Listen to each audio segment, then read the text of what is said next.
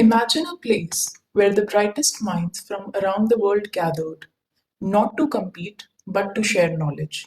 A sanctuary of wisdom nestled in the heart of ancient India, where diverse cultures and ideas blended harmoniously, where scholars from around the world came to seek enlightenment. This was Nalanda, the world's first residential university, founded in the 5th century CE by the visionary prince Kumargupta of the legendary Gupta Empire. Join us in today's episode as we journey back in time to explore the rise of this magnificent institution, its impact on global scholarship, its lasting legacy, its unfortunate destruction, and its resurrection. The period from 4th century to 6th century CE in India was an era of profound achievements. Under the Gupta Empire, fields such as mathematics, astronomy, and science flourished alongside a vibrant culture of philosophy and religion. Various faiths, including Shaivism, Vaishnavism, Buddhism, and Jainism, coexisted harmoniously and engaged intellectually. Today, this period is known as the Golden Age of India.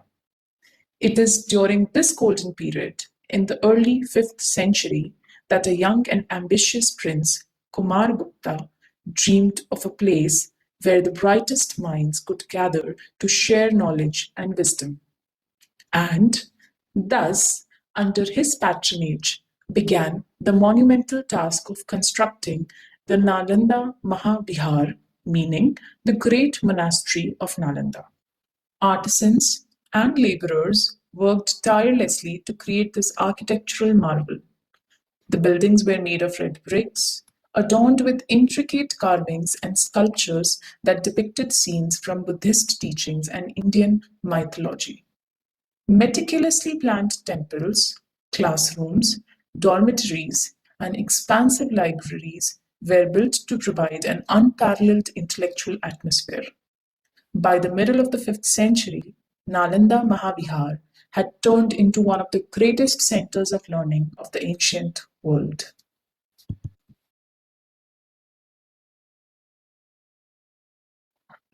Following its founding, Nalanda quickly became a beacon of intellectual curiosity and scholarly excellence.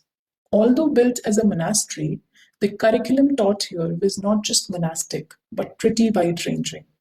A wide variety of subjects such as theology, philosophy, astronomy, mathematics, medicine, and the arts were taught by some of the most renowned scholars of their time. It is believed that the legendary Indian mathematician and astronomer Aryabhat not only taught at but also headed Nalanda during his lifetime around the 6th century CE. Similarly, Dharmakirti, the influential Buddhist philosopher and logician who worked on the concept of Praman or means of knowledge, also worked at Nalanda during the 7th century. His work not only impacted Buddhist philosophy but also guided parts of Hindu and Jain philosophy. These and many such scholars par excellence both gained and imparted knowledge at the monastery over many centuries. Vivid accounts by Chinese scholars provide details of the vibrancy and rigor of Nalanda. Most important of these are the writings of the Buddhist monk Yun Tsang, who had traveled 16,000 kilometers all the way from China to India around 630 CE for the purpose of acquiring original and untranslated Buddhist texts in Sanskrit to carry these back to China. Between the years 637 CE and 642 CE, he visited Nalanda multiple times and spent over 2 years at the monastery. At Nalanda, he studied under the direct supervision of the head of the institute, Shailabhadra, and attended courses in Buddhist studies, logic, grammar, and Sanskrit. He described the institution as a great university of learning with over 10,000 students and 1,500 teachers, with a highly rigorous admission process, majestic architecture, and with an air of dignity and grandeur. In fact, it is believed that it was so difficult to get admission at Nalanda that candidates could not even get past the tests of the guards at the gates of the monastery. When Yuan Sang eventually departed from India and returned to China, he had over 750 manuscripts, which were carried by 20 horses. Within a few years of Yuan Sang's visit, at least 11 more Chinese and Korean scholars visited Nalanda, including the famed Chinese monk Ying, who arrived in India in 673 CE and spent 10 years at Nalanda. However, it was not just scholars and philosophers, but also kings who were equally mesmerized by the glory of this magnificent institution. Even after the decline of the Gupta Empire in the 5th century, kings from various parts of the country continued to patronize Nalanda. One of the most notable patrons of Nalanda is the celebrated 7th century emperor Harshvardhan of Kannauj. So impressed was he that he personally directed 100 villages to supply daily necessities to the monks at Nalanda. 8th century onwards, it was the Pala Empire which, along with other kingdoms, provided patronage to Nalanda. Notable amongst Pala emperors is venerated King Dharampal, who not only extended Nalanda's patronage to 200 villages but also founded Vikramshil, another great center of learning between 8th and 9th century. A testament to Nalanda's greatness is the fact that it not only received patronage from nearby Indian kingdoms, but also from kingdoms of Tibet and Southeast Asia, including those from present-day regions of Indonesia, Cambodia, and Thailand.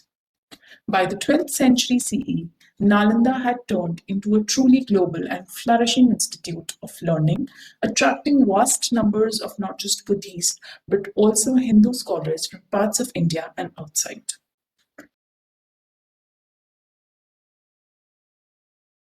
Right from the time of its founding, Nalanda continued to thrive under the patronage of various kingdoms and dynasties.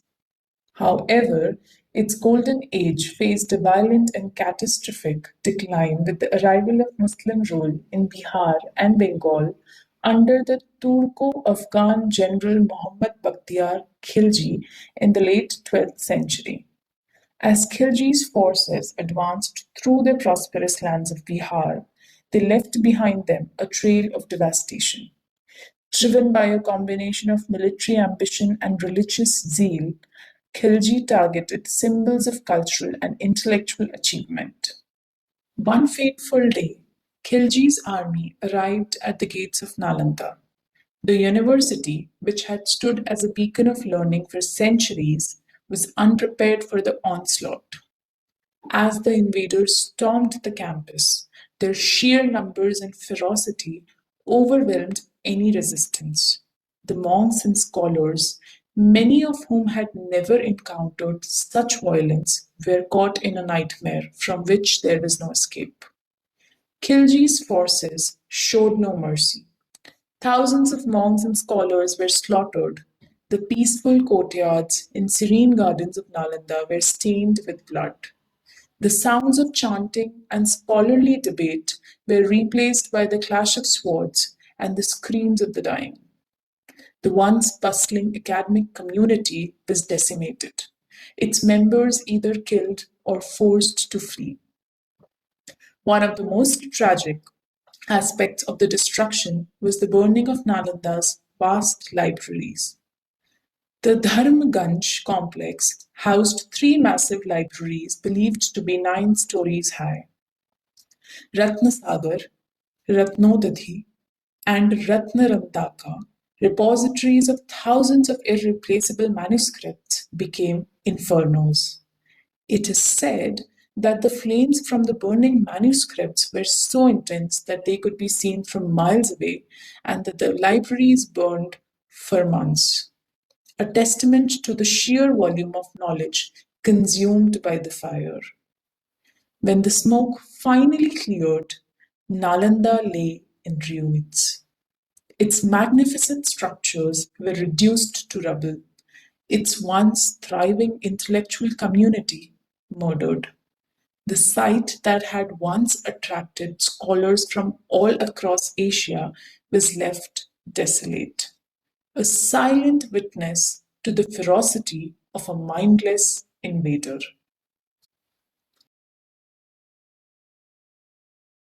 Though the flames of devastation once claimed its glory, the embers of Nalanda's legacy never ceased to glow.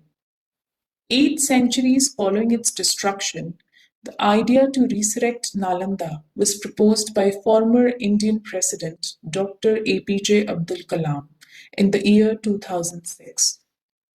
In 2010, the Nalanda University Act was passed by the Indian Parliament, and by 2014, the university had enrolled its first batch of students.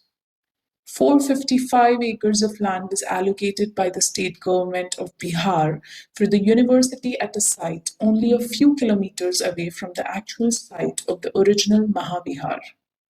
Construction took place between 2017 and 2023 with architecture reflecting the values of the ancient Nalanda, and in June of 2024, the Prime Minister of India, Narendra Modi, inaugurated the new campus, asserting Nalanda's revival as a proclamation of the fact that fire can destroy books but not knowledge. Nalanda has always held a special significance in India. It is the sacred land where both Lord Buddha and Mahavihara once walked and spoke. Over a millennium later, these same hallowed grounds gave birth to a Mahavihara which became the light of wisdom for centuries. Although it was ravaged by invaders, its spirit could not be erased. Today, as this land once again resonates with the promise of learning and discovery, we can hope the spirits of those who once walked these grounds, those who witnessed its plunder and endured the destruction, can find their sacrifices are honored and their dreams fulfilled. We at Drumah are on a mission to bring the stories of India to the world. If you enjoyed this video, please hit the like and subscribe button and press the bell icon to never miss an update from us.